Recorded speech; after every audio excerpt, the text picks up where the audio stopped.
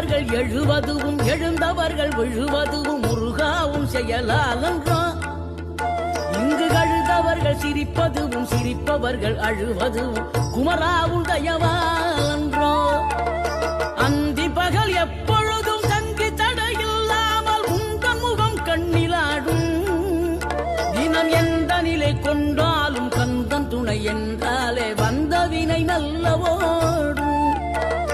பணம் பதவி தேவையில்லை பொன்பொருளும் நாடவில்லை முருகாவும் அருள் போதுமே.